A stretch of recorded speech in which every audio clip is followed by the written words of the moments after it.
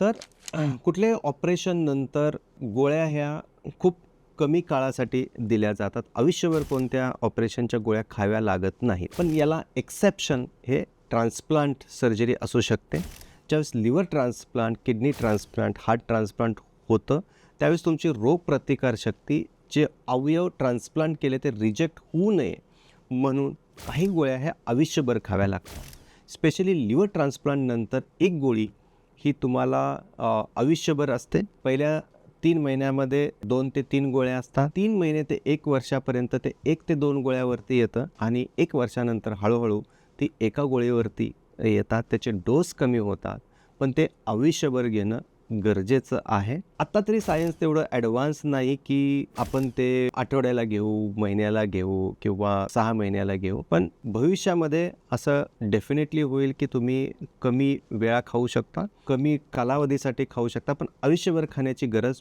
पडेल. आत्ता दिवसातून एक गोळी हे इम्युनोसप्रेशन आपण म्हणतो किंवा लिव्हर रिजेक्ट होऊ नये किंवा लिव्हर चांगलं राहावं की स्टँडर्ड प्रोटोकॉल्स जगभर वापरला जातो. तर तुमच्या मनामध्ये असा प्रश्न असेल की गोळी खावी लागते का? हो, गोळी खावी लागते, पण एकदा दिवसातून एकच गोळी असते. शुगर बीपी झाली तर तुम्हाला आयुष्यभर तुम्ही गोळ्या खाता, त्यावेळेस कधीच कंप्लेंट करत नाही. पण ट्रान्सप्लांट झालं की मात्र प्रत्येकजण विचारतो, अरे गोळी आयुष्यभर खायची? कोणताही आजार दीर्घकाळाचा असेल तर त्याच्यासाठी आयुष्यभर आपण गोळ्या खातो. तसंच लिव्हर ट्रान्सप्लांट नंतर 1 किंवा 2 गोळी ही तुम्हाला आयुष्यभर घ्यावी लागेल.